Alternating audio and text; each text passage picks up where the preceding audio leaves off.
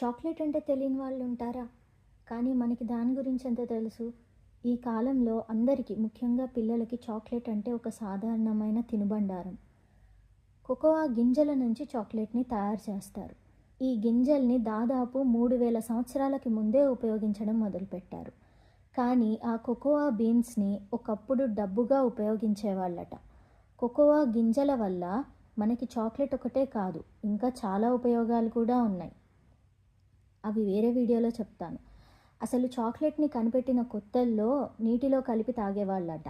తర్వాత యూరోప్ దేశాల్లో దీని విలువ తెలిసిన తర్వాత వేడి పాలతో కలిపి మెల్లగా పంచదారను కూడా మొదలుపెట్టారు. సో, అది మనం ఇప్పుడు హాట్ చాక్లెట్‌గా పిలుస్తున్నాం.